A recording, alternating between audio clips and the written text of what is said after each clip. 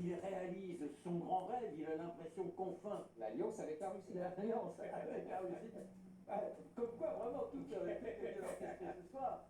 Par ailleurs, il y a la preuve maintenant qu'il n'est pas impuissant, qu'il peut avoir l'espoir d'un enfant, puisqu'avec Marie Walewska, il y a déjà un petit bonhomme, et puis il y a eu un premier. Bref, il est rassuré, et par conséquent, il pense à l'avenir de cette France dans cette période de paix. Il y a la Révolution qui avait mis une rupture à l'université. On a créé des écoles, les écoles polytechniques, le conservatoire des arts et métiers, mais il n'y avait plus d'université. Alors, il veut qu'il y ait une université pour que l'élite, celle qui gouverne, puisse véritablement compter sur des gens particulièrement bien formés. Et il faut les certifier. Alors, on a l'année précédente la création des lycées pour aller à l'école, et puis la certification, le premier échelon, ce sera le baccalauréat qui donne accès à l'université directement, donc c'est la porte d'entrée telle qu'on l'a dit aujourd'hui, et ensuite les deux autres grades, la licence et le doctorat. Alors comment se présente le baccalauréat? Eh bien, sachez une chose, que tout est à l'oral et en public, c'est presque un théâtre. Il y aura 39 candidats la première année, je vous donnerai les résultats dans quelques instants. Ils se présentent devant 3 examinateurs, dont au moins un professeur. Et sinon, c'est proviseur, censeur ou un adjoint. Et ils ont pour noter, non pas de 1 à 20, ça viendra beaucoup plus tard sous Jules Ferry.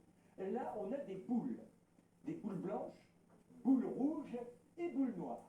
Alors, on pose des questions, chaque candidat passe à peu près 3/4 d'heure, 1 heure devant ses examinateurs. Il y a plusieurs catégories, histoire, géographie, rhétorique, latin, grec et sciences.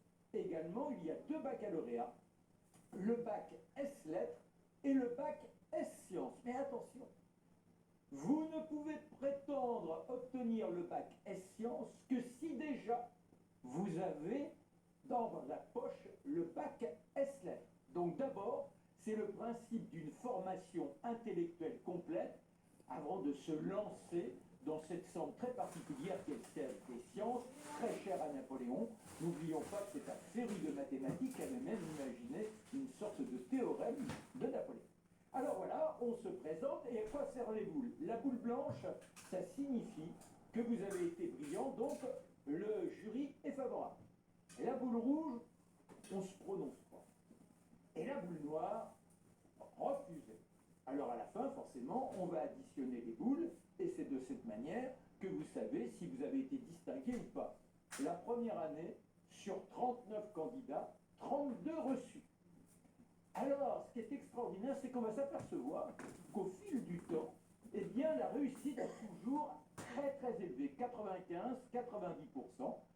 Et c'est avec la Restauration et en 1830 que pour la première fois est intégrée une épreuve écrite.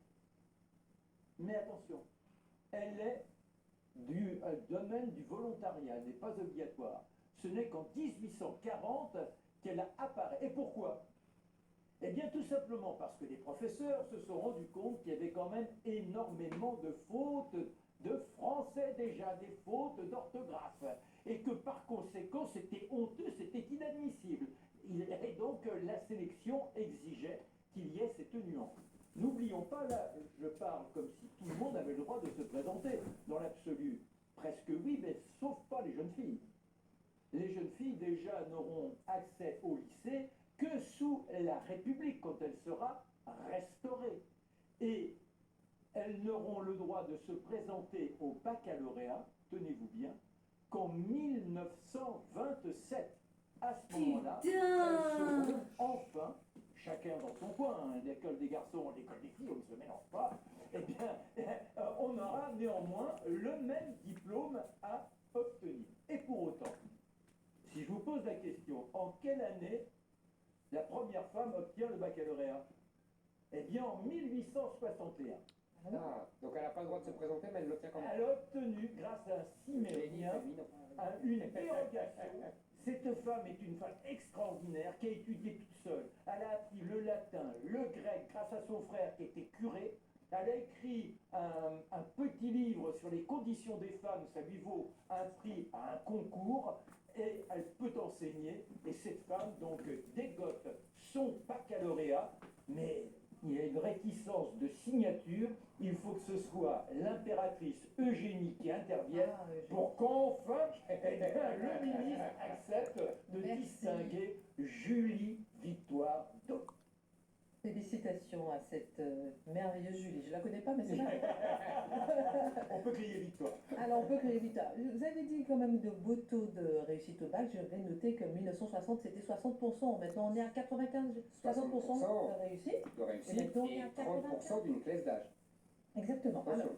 Alors, amputer des examens de fin d'année au profit d'un contrôle continu.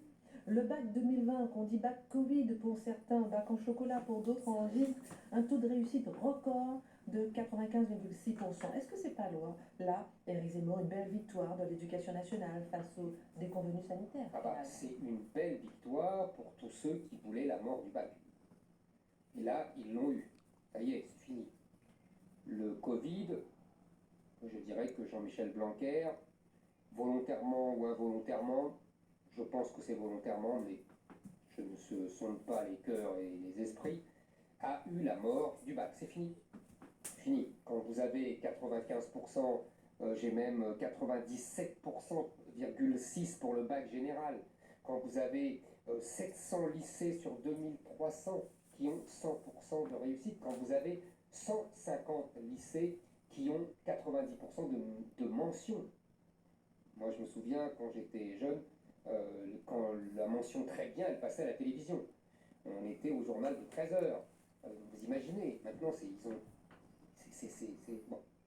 Donc, ça veut dire que le bac ne veut plus rien dire. Donc, ça veut dire que la volonté de Napoléon d'en faire le premier grade de l'enseignement supérieur doit être définitivement aussi aboli. Ce qui est en train de se passer tout doucement, d'ailleurs discrètement, parce que ça avait provoqué des grandes manifestations en 86. Mais ça aussi, c'est fini. Ce baccalauréat est terminé, le contrôle continu l'a achevé. Donc on peut dire que voilà, si vous voulez, on est arrivé à la fin d'une évolution. 2 siècles après, encore un héritage de Napoléon qui est aboli. Éric Zemmour, comment expliquer le fait que le contrôle continu n'ait pas défavorisé les lycées privés? Ah, c'est une très bonne question. Je me suis demandé ça aussi, parce que j'avais dit moi-même que ça les défavoriserait, Tout le monde puisqu'ils s'y notaient, attendait. tout le monde, bien sûr, Ouais. puisqu'ils notaient plus sévèrement que les autres. Il y avait déjà une différence entre lycées publics, entre lycées de banlieue et lycées du centre des villes, mais alors avec les lycées parisiens qui votaient beaucoup plus sévèrement, évidemment qu'ils allaient être, comment dire, défavorisés. Oui, mais personne n'avait compté sans la commission pédagogique. Et la commission pédagogique, c'est, vous savez, le petit plus, monsieur plus, comment ça s'appelait, Balzen. Et bien la commission pédagogique, c'est notre monsieur plus de Balzen. Et remonte les notes. Et donc, ils ont évidemment compris cela, ils ont remonté les notes de tous les lycées privés, et donc, comme vous le dites, ça n'a pas du tout défavorisé les lycées privés, qui au contraire apparaissent comme jamais en situation de force. C'est un renversement extraordinaire. Encore une fois, quand nous étions jeunes, c'était l'inverse. En gros, le public, c'était pour les bons, et le privé, c'était pour les gosses de bourgeois qui foutaient rien à l'école et qu'on mettait dans des boîtes à bac, comme on disait, avec mépris. Et alors, si on remonte encore plus loin, au 19e siècle et au début du 20e siècle, là, la division était plus noble, c'était une querelle idéologique. Il y avait la France catholique, qui mettait ses enfants à l'école catholique, et il y avait la France laïque, des Lumières, républicaine, qui mettait ses enfants à l'école publique. C'est les fameux, vous savez, deux jeunesses, et qui on craignait au 19e siècle qu'elles ne s'affrontent, les deux jeunesses. Vous voyez, elles sont élevées, il y a beaucoup de textes là-dessus, des grands penseurs qui disent mais c'est une catastrophe, on a deux jeunesses, on les élève dans deux écoles différentes, avec des valeurs différentes, et elles vont finir par s'affronter, comme la France est le pays des guerres civiles, elles vont finir par s'affronter. En fait, c'est horrible ce que je vais vous dire, ça s'est réglé dans la guerre 14. C'est-à-dire qu'on n'a pas eu l'affrontement entre Français, mais on a eu la boucherie de 14. Parce qu'alors là, les élèves des écoles catholiques comme les élèves des écoles républicaines, eh ben, sont morts ensemble dans cet affrontement terrible de 14. C'est ça qui a réglé la question idéologique des deux jeunesses. Donc après, on a eu ce que j'ai dit, et aujourd'hui, on a encore, si vous voulez, des nouveaux critères de division. La vérité, qu'est-ce que c'est? C'est que les gens mettent leurs enfants à l'école privée parce qu'ils trouvent que l'école publique s'est effondrée. Et donc, ils ont l'impression, souvent justifiée, que le privé s'est moins effondré que le public. Et donc, ils mettent leurs enfants dans le privé dès qu'ils peuvent, dès qu'ils ont une conscience de l'éducation de leurs enfants. Vous voyez, on voit même, ça s'appéfie de toutes les idéologies. On voit des profs laïcards et républicains, il en existe encore beaucoup, qui mettent quand même leurs enfants dans le privé, parce que le niveau dans le public est trop nul. Ça existe partout, en particulier dans les banlieues, mais pas seulement. Le niveau s'est tellement affaissé que les gens sont affolés et mettent leurs enfants dans le privé, où on a l'impression que le niveau tient mieux, pour des tas de raisons d'ailleurs, mais qu'on va aborder si vous voulez. À Paris, on ferme des classes publiques et on demande... Nous, des lycées privés. On agrandit, effectivement. Bien sûr. On ouvre et on agrandit les lycées privés. Quel bilan tirer, Zemmour, du classement des meilleurs lycées établi par Le Figaro, qui prend notamment en compte le taux de réussite au bac et le taux de mention? Alors, justement, c'est ce qu'on a dit là. Qu'est-ce qu'on s'aperçoit? On s'aperçoit que les lycées privés sont en tête. Et que les lycées publics qui se maintiennent sont les lycées qui soit habitent dans des quartiers très bourgeois, soit ont la liberté de leur recrutement. C'est-à-dire Henri IV, Louis le Grand, les lycées internationaux, même le lycée militaire, vous voyez, des choses, voilà. Donc des lycées qui ont gardé la liberté de leur recrutement, qui n'ont pas le tout venant de leur quartier, ou alors qui sont dans des quartiers, vous voyez, vraiment très favorisés, où le milieu socioculturel n'est pas encore trop mauvais, et donc ça permet de tenir un peu. Comme le privé, en fait. Exactement comme le privé. Mais si vous voulez, pourquoi on est arrivé à cette situation catastrophique? Il faut essayer de voir les causes et de voir pourquoi le privé s'en sort moins mal.